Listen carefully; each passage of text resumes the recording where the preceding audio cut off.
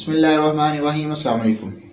एक German philosopher ने एक बात कही है और वो बहुत ही कमाल की बात कही है। उसने कहा है कि 3 मरहले आती हैं किसी भी सच्चाई के बारे में।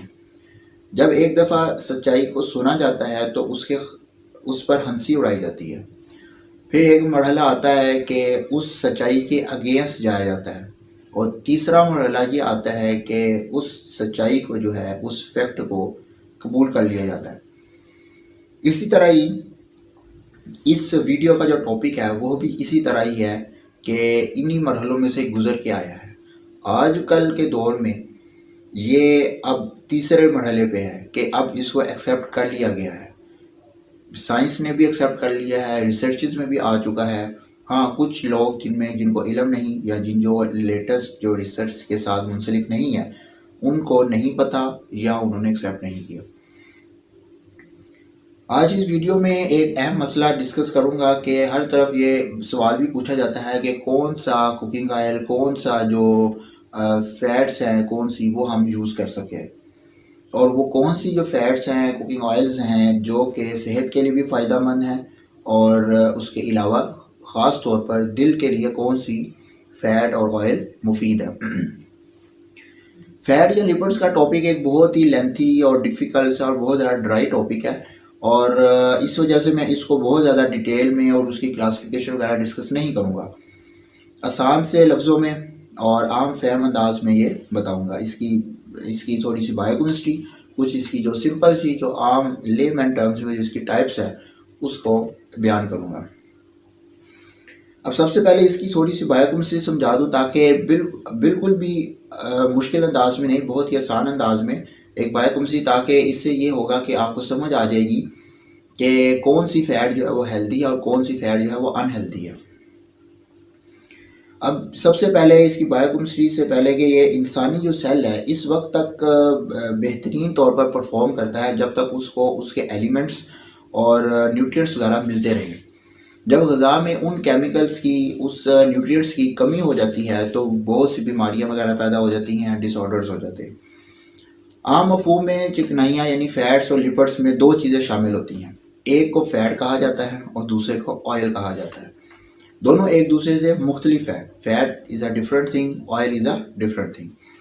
अब आम ज़ुबान में फ़ैट से मुराद एनिमल फ़ैट और ऑयल से मुराद वेजिटेबल ऑयल। दूसरा जो फ़र्क है वो ये है कि जो फ़ैट है वो रूम टेम्परेचर पर सॉलिड होते हैं और जो ऑयल है वो रूम टेम्परेचर पर लिक्विड होता है। अब चिकनाइयों की हकीकी तौर पे 2 इसकी टाइप्स हैं। एक है सैचुरेटेड फ़ैट और एक है अनसैचुरेटेड फ़ैट। जो तीसरी किस्म फ़ैट्स की डिफरेंट बुक्स में भी, रिसर्चेस में भी आपको मिलेगी, वो तीसरी किस्म है वो ट्रांस फैटी एसिड्स है। ये अननेचुरल फैटी एसिड है जिनको पिछली जो कुछ सालों में सामने आई हैं हाइड्रोजनेशन के प्रोसेस से गुजरने के बाद। यह हाइड्रोजनेशन का प्रोसेस होता है जिससे यह जो फैट्स है वो ट्रांस फैटी एसिड्स बनी है।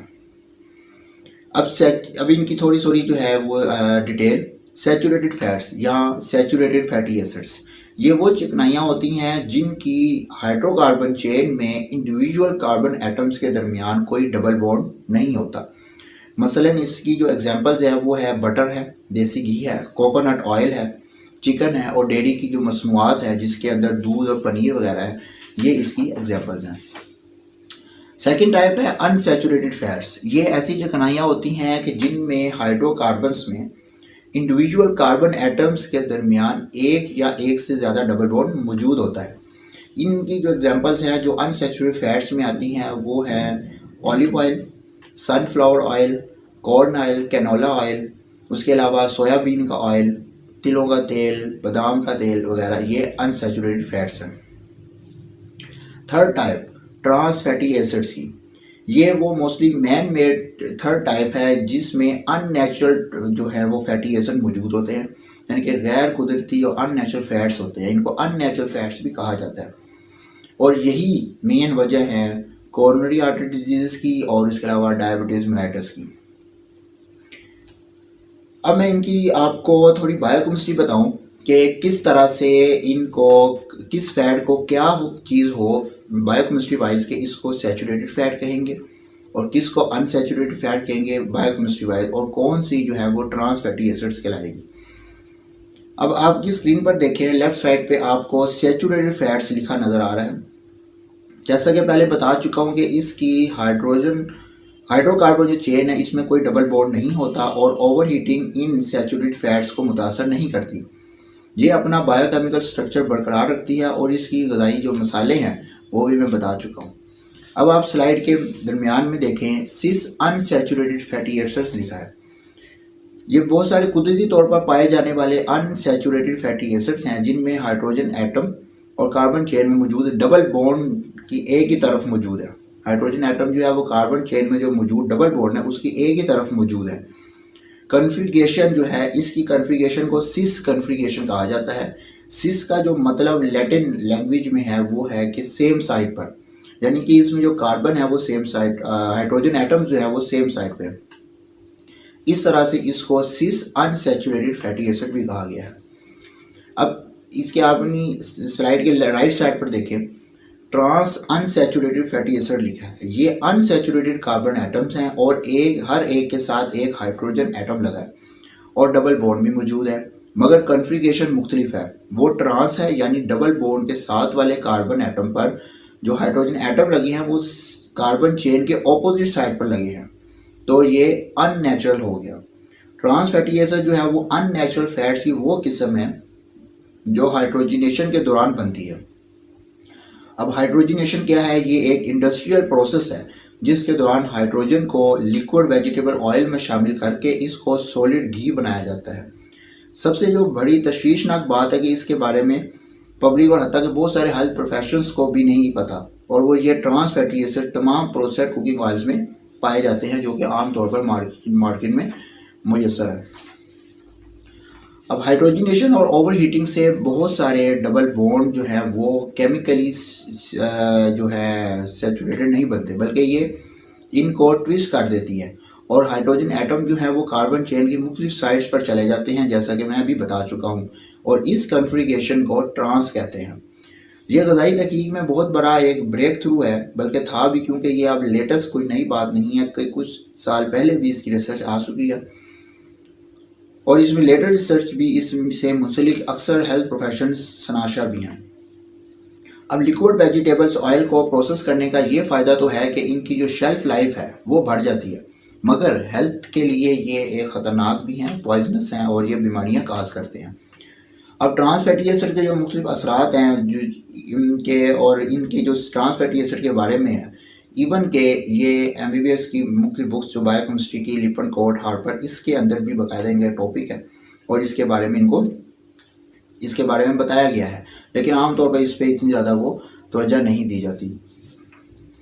अब जो ऑयल्स कमर्शियली जो मार्केट में मुयसर हैं, उनके ऑयल की प्रोसेसिंग के 3 मराहल होते हैं। ऑयल कैसे प्रोसेस होता है मार्केट में, इंडस्ट्री के अंदर किस, जो मार्केट में अवेलेबल ऑयल्स है वो इंडस्ट्री में किस तरह से प्रोसेस हुए हैं। इनके जो 3 टाइप्स हैं, नंबर 1 ये कि 3 इनको कहेंगे आप स्टेप्स कहेंगे। एक होता है रिफाइंड, नंबर 2 इज़ ब्लीच्ड किया जाता है, और 3rd ये कि डीऑडराइज किया जाता है। जब वेजिटेबल ऑयल को डीऑडराइज किया जाता है तो इसको एक ख़ास जो है अरसे तक जो है वो तकरीबन 200 डिग्री टेम्परेचर तक जो है उसको अंडर वैक्यूम रखा जाता है।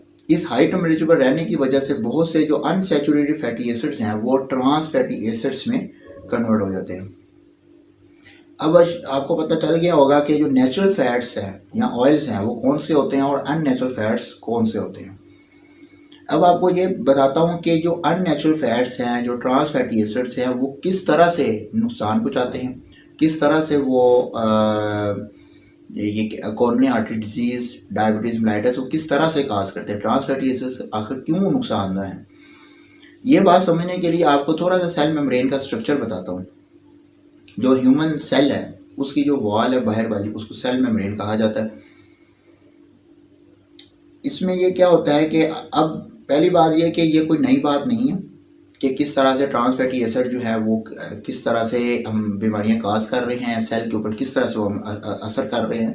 ये मुख्तलिफ मेडिकल की जो बायोकेमिस्ट्री बुक्स हैं, टेक्स्ट बुक और बायोकेमिस्ट्रीज है, उसके अंदर भी मौजूद है। उसके अलावा गूगल पे मुख्तलिफ पेपर्स और रिसर्चेस पढ़ी हुई हैं ये, जिससे आपको ये पता लग जाएगा। अब ये अननेचुरल फैट जो है वो कैसे हमारी सेलुलर जो ग्रोथ है उसको बदल रही है और किस तरह से बीमारियों का सबब बन रही है। इंसानी जिस्म के जो सेल हैं उनकी सेल मेम्ब्रेन है वो मोस्टली ऑयल्स पर मुश्तमिल होती है और इसके साथ साथ प्रोटीन और कार्बोहाइड्रेट्स भी मौजूद होते हैं। सेल मेम्ब्रेन में फास्फोलिपिड जो है बाई लेयर होती है। अब सेल मेम्ब्रेन में ऑयल्स लगातार लगते हैं, उसके अलावा ख़त्म हो जाते हैं और दूसरे नए आते हैं, यानी कि एक साइकिल चलता रहता है और ये रिप्लेस हो रहे होते हैं। हमारी ग़िज़ा में जो शामिल ऑयल्स की जो नुकसानदा किस्म की वजह से जो सेल मेम्ब्रेन की जो कंपोजिशन है वो मुतासर हो रही है। बस सेल के जो बेसिक और क्रूशल एक्शंस हैं, यानी कि जिसम की प्रॉपर फंक्शनिंग का इन्हिसार जो है वो ऑयल्स की उस किस्म पर होता है कि जो हम इस्तेमाल कर रहे होते हैं। अब इंडस्ट्रियल जो ट्रांस फैटी एसिड्स हैं, अब ग़िज़ा का एक ऐसा जुज़्व है कि जिसका इंसानी जो कंपोजिशन के लिए, जो सेल की कंपोजिशन के लिए सेफ़ नहीं है। यानी कि अब हम उस ये नहीं कह सकते कि जो ट्रांस फैटी एसिड का ये वाला लेवल है कि इतने लेवल तक इस्तेमाल की जाए तो ये नुकसानदा नहीं है, इससे जब बढ़ा दिया जाए तो वो नुकसानदा है। इसकी जो कट वैल्यू है वो ज़ीरो है, यानी कि इसको थोड़ा सा भी इस्तेमाल करना हो या ज़्यादा इस्तेमाल, दोनों तरह से ही वो नुकसानदा है। तो लिहाजा जो ट्रांस फैटी एसिड का जो अपर इनटेक लेवल है वो ज़ीरो है, क्योंकि ट्रांस फैटी एसिड जिस्म के अंदर जमा होते रहते हैं और मजमूई तौर पर जिस्म के लिए एक पॉइजनस जैसा, जहर जैसा जो है वो रोल प्ले करते हैं। ट्रांस फैटी एसिड जो इस्तेमाल करने पर फौरी तौर पर बुरे असरात ज़ाहिर नहीं होते, ये कुछ साल लगते हैं इसके ऊपर, फिर जाकर कुछ जो है वो बीमारियां पैदा होती हैं, कोरोनरी आर्टरी डिजीज़ वगैरह और डायबिटीज़ मेलाइटिस वगैरह। सेल मेम्ब्रेन में जहाँ पर हेल्दी इसेंशियल ऑयल जमा होना होता है वहाँ पर ट्रांस फैट जो है वो जज़ब हो जाते हैं। फैट्स को हज़म करने वाला एक एंजाइम है जिसको ह्यूमन लाइपेज एंजाइम कहा जाता है, वो ट्रांस कन्फिगरेशन के साथ गैर मौसर हो जाता है। नतीजतन ये होता है कि जो ट्रांस फैटी एसिड्स हैं वो ज़्यादा देर तक खून के अंदर मौजूद रहते हैं, जिसकी वजह से इनका आर्टरीज के अंदर जमना और प्लाक का जो फॉर्मेशन है उसका चांस बढ़ जाता है। एक दफ़ा जब ट्रांस फैटी एसिड इंसानी सेल मेम्ब्रेन में जम जाते हैं ये रिप्लेस नहीं होते, ये हेल्दी ऑयल्स ही हैं जो कि इसकी सेल मेम्ब्रेन पे रिप्लेस होते रहते हैं, यानी कि जब एक पुराना हो गया वो निकल गया, नया दूसरा आ गया, ये रिप्लेस होते रहते हैं। यानी ट्रांस फैटी एसिड से सेल मेम्ब्रेन के रिप्लेस जो होने पे देर से रिप्लेस ही नहीं होते और वो इस जो है सेल का फंक्शन होता है वो ख़राब हो जाता है, प्रॉपर फंक्शन नहीं करता। अब ट्रांस फैट जो है वो सेल मेम्ब्रेन को रिजिड बना देता है। अब ट्रांस फैट जब वो जमा हो गई, वो रिप्लेस नहीं हो रही, तो उससे सेल मेम्ब्रेन जो होती है वो रिजिड हो जाती है और सेल मेम्ब्रेन की जो फ्लूइडिटी है और इंसुलिन सेंसिटिविटी है वो मुतासर हो जाती है। नतीजतन ये होता है कि जो इंसुलिन है इन्हें ग्लूकोज को ब्लड से सेल के अंदर पहुँचाना था और ब्लड शुगर लेवल कम करना था, तो ट्रांस फैटी एसिड के जमा होने की वजह से इंसुलिन ग्लूकोज को ब्लड से सेल के अंदर नहीं पहुंचाती, लिहाजा ब्लड के अंदर शुगर का लेवल ज़्यादा हो जाता है और इंसुलिन रेजिस्टेंस पैदा हो जाती है, जिसकी वजह से टाइप 2 डायबिटीज़ मेलाइटिस हो जाती है। ये वजह होती है कि किस तरह से टाइप 2 डायबिटीज़ मेलाइटिस वजह बनती है। अब ट्रांस फैटी एसिड के कौन कौन से बुरे असरात हैं, ट्रांस फैटी से और क्या मतलब नुकसान पहुँचाता है, इसमें ये करता है कि जो LDL कोलेस्ट्रॉल है उसके लेवल को ज़्यादा कर देता है, HDL के कोलेस्ट्रॉल को लो कर देता है, कोरोनरी आर्टरी डिजीज़ जो है, कोरोनरी हार्ट डिजीज़ है, उनके रिस्क बढ़ जाता है। उसके अलावा टाइप 2 डायबिटीज़ मेलाइटिस भी खास करता है। WHO ये डिक्लेयर कर चुका है कि जो ट्रांस फैटी एसिड जो है वो सेहत के लिए मुफीद नहीं है और तकरीबन 5,40,000 पर ईयर डेथ्स जो हैं वो इन ट्रांस फैटी एसिड की वजह से हो रही हैं और ट्रांस फैटी एसिड के ज़्यादा इस्तेमाल से जो डेथ का रिस्क किसी भी वजह से 34% ज़्यादा हो जाता है। ऑयल्स को फ्राई करने से हीटिंग के प्रोसेस से दरमियाना दर्जा के जब गुजारते हैं ऑयल्स को हीटिंग के प्रोसेस से, तो उससे दरमियाना दर्जा के जो हैं वो ट्रांस फैटी एसिड्स पैदा होते हैं। अब नाज़रीन, कुदरत ने जो फ़ायदामंद चिकनाइयाँ हमारे लिए पैदा की हैं उनको हम अपने हाथों से ही नुकसानदा बनाते हैं। अब कौन कौन से जो बदनाम वजूहात है, चार ना दिखाई देने वाली बदनाम वजूहात जिसकी वजह से अच्छी फ़ैट जो है, जो बेनिफिट थी फ़ैट हमारे लिए, वो डैमेज कैसे होती है। इसमें 4 इसके जो है वजूहात है। नंबर 1 ये है कि heat, number 2 is hydrogenation, number 3 is oxygen यानी ऑक्सीडेशन, और नंबर 4 होमोजिनाइजेशन। पहली 2 का मैं आपको पहले ही बता चुका हूँ कि हीट और हाइड्रोजिनेशन किस तरह से फैट को ख़राब कर रही है, और अब ऑक्सीडेशन के बारे में बताता हूँ कि किस तरह से ऑक्सीडेशन होती है और कैसे ये नुकसानदायक है।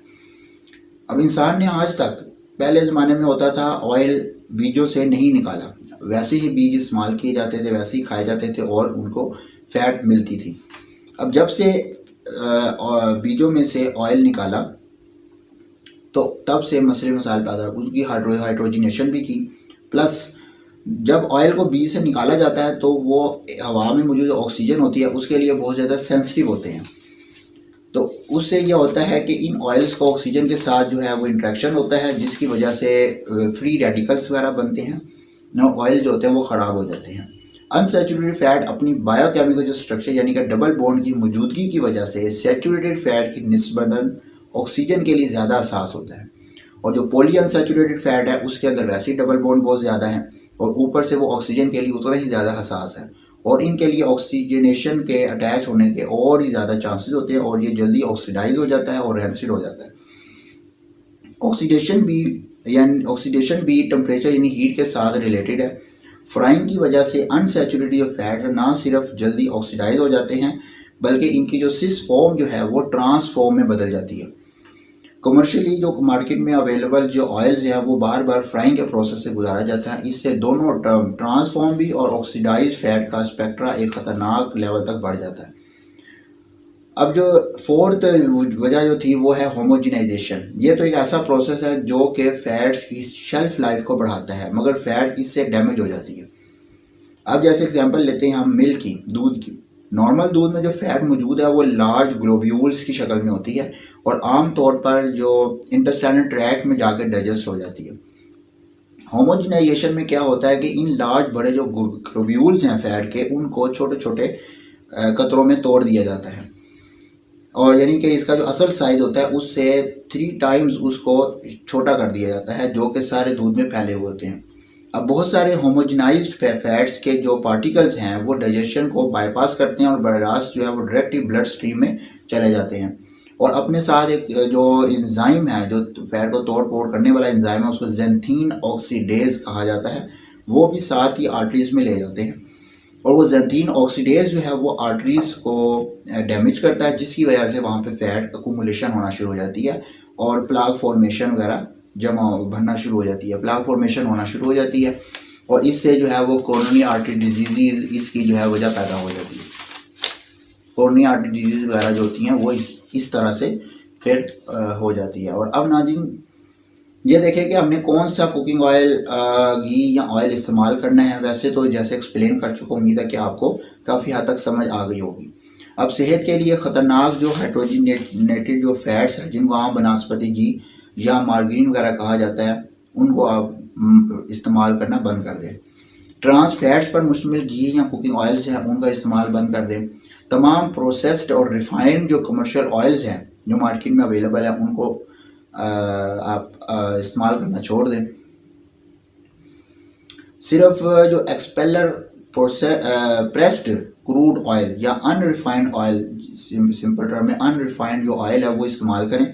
मसलन एक्स्ट्रा वर्जिन ऑलिव ऑयल जो कि कोल्ड प्रेस्ड है, कनोला ऑयल, इसके अलावा सनफ्लावर ऑयल वगैरह ये शामिल हैं, ये आप इस्तेमाल करें।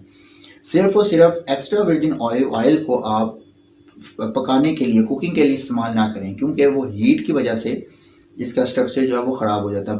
बाकी ऑयल्स में आप कनोला, सनफ्लावर, सीसम ऑयल, इसमें आप कुकिंग कर सकते हैं।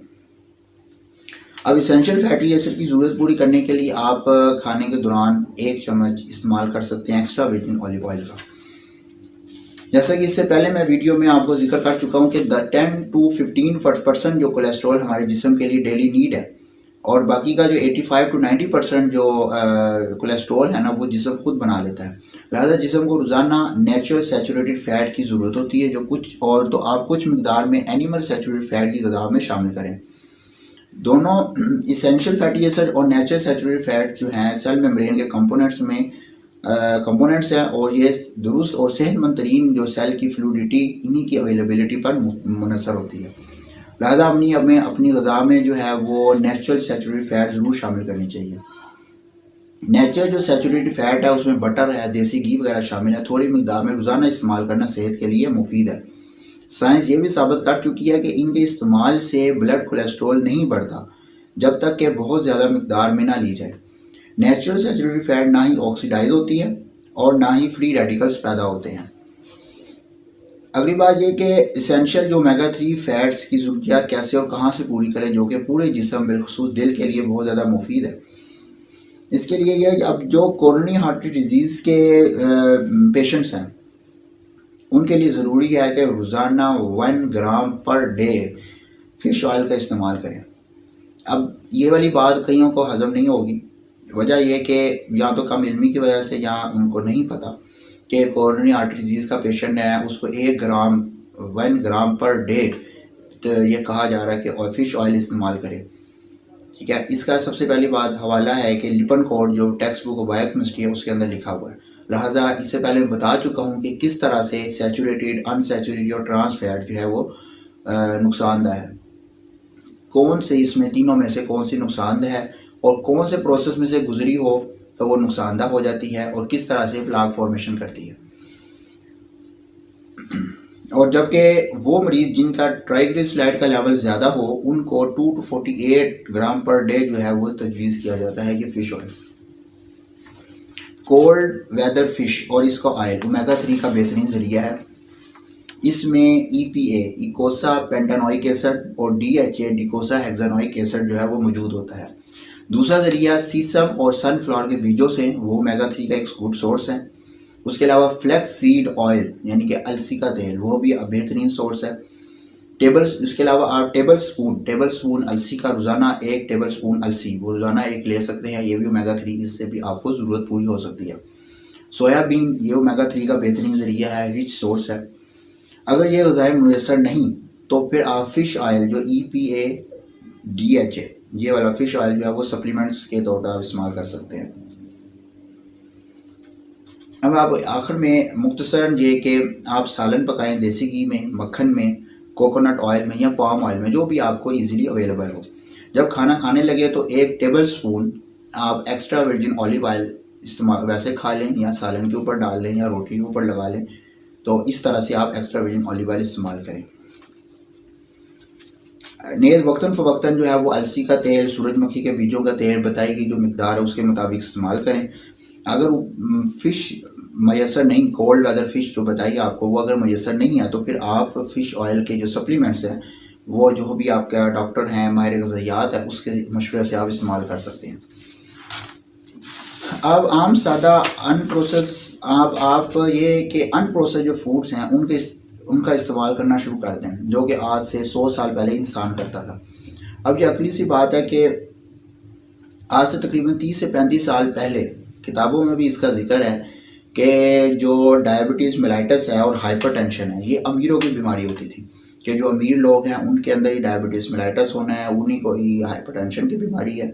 लेकिन आजकल के दौर में देखा जाए हर तबका, चाहे वो अमीर है, चाहे वो गरीब है, चाहे वो मजदूर है, हर किस्म के तबके के अंदर ये हाइपरटेंशन और डायबिटीज़ मेलाइटस मौजूद है। इसकी वजह सिंपल सी एक वजह कि यही वजह है कि जो फितरती ग़िज़ाएँ थी यानी कि नेचुरल फूड्स थी उनको छोड़ के अननेचुरल फूड्स पे, गैर फितरती ग़िज़ाओं पे और प्रोसेस्ड फूड्स पे आ गए हैं। इनका इस्तेमाल ज़्यादा हो गया है, अनप्रोसेस्ड फूड्स का, अननेचुरल जो फूड्स का, जिसकी वजह से ये बीमारियां हाइपरटेंशन, उसके अलावा diabetes mellitus, coronary artery disease ये वगैरह बढ़ गई हैं। तो लिहाजा उम्मीद है कि आप अननेचुरल जो फूड्स हैं, अननेचुरल जो ऑयल्स हैं, ट्रांस फैटी एसिड्स हैं, उनसे आप अवॉइड करेंगे और उम्मीद है कि आपको इनका काफ़ी समझ भी आ गई होगी कि किस तरह से कौन कौन से ऑयल्स हमारे लिए नुकसानदेह है, कौन कौन से फ़ायदेमंद हैं और कौन सा हम इस्तेमाल कर सकते हैं।